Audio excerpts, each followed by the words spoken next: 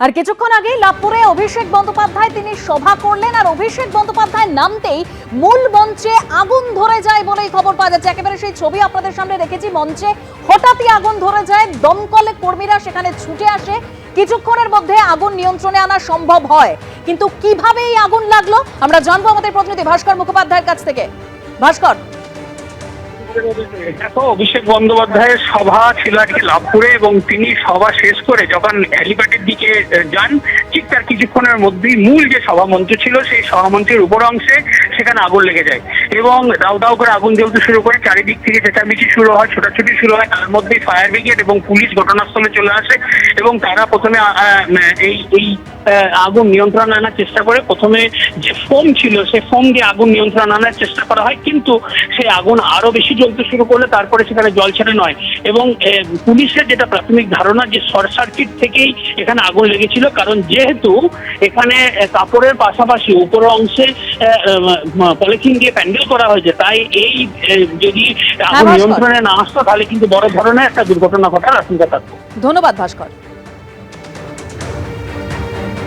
রামনবমীর মিছিলে হামলা, পাল্টা হামলার অভিযোগে জঙ্গিপুরে উত্তপ্ত পরিস্থিতি। আর রাজ্যে এসে আজ কেন্দ্রীয় স্বরাষ্ট্রমন্ত্রী তিনি দাবি করেছেন যে কড়া কমিশন, তাই এবার রামনবমীতে আগের চেয়ে হিংসা কম হয়েছে। শুনুন। देखिए, इस बार थोड़ा कम ही हिंसा हुई है क्योंकि ममता जी के चहेते ऑफिसरों को चुनाव आयोग ने ट्रांसफर कर दिया। फिर भी हिंसा जरा भी नहीं होनी। हम सब समुदाय की सुरक्षा की यहां पर चिंता करेंगे और विशेषकर बहुमत समाज की, क्योंकि तुष्टीकरण के कारण बहुमती समाज के साथ यहां बड़ा अन्याय हुआ है। 2021 में चुनाव के बाद जो हुआ, पंचायत चुनाव के बाद किसका डीजीपी था? भारतीय जनता पार्टी के कार्यकर्ताओं को चुन चुन कर मार दिया गया। कैसे जस्टिफाई करेंगे अभिषेक बनर्जी? क्या बात करते हैं? सबसे कम हमले अगर रामनवमी पर हुए हैं तो इस बार हुए, और उसका कारण है कि चुनाव आयोग ने न्यूट्रल टाइप के अधिकारी रखे। उकसाने के 50 प्रयास के बावजूद सबसे कम हमले हुए। क्या झांसा देते हो? जवाब है आपके पास? 25,000 लोग झारखंड में शरण लिए थे आपके भय के कारण, आतंक के कारण। महिलाओं को प्रताड़ित किया गया था।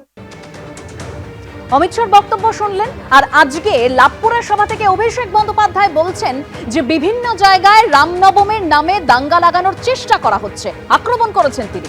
শুনুন। বিভিন্ন জায়গায় রামনবমীর নামে দাঙ্গা লাগানো শুরু করে দিয়েছে।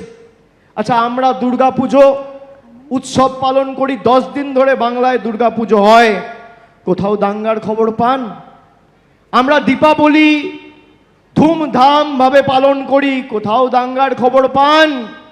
সরস্বতী পুজো, লক্ষ্মী পুজো, জগদ্ধাত্রী পুজো পালন হয়, দাঙ্গার খবর পান? পবিত্র ঈদ পালন করা হয়, দাঙ্গার খবর পান?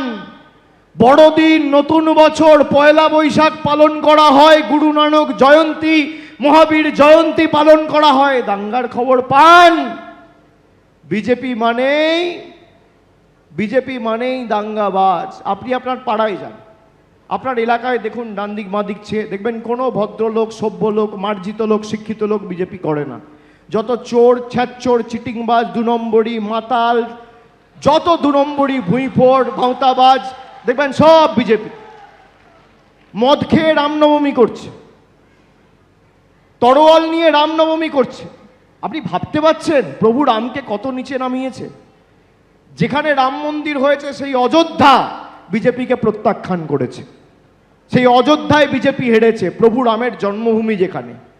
এরা ধর্ম নিয়ে রাজনীতি করে, তৃণমূল কর্ম নিয়ে রাজনীতি করে। আমাদের রাজনীতি অন্ন, বস্ত্র, বাসস্থান, শিক্ষা, স্বাস্থ্য, কর্মসংস্থান। এবিপি আনন্দ এগিয়ে থাকে, এগিয়ে রাখে।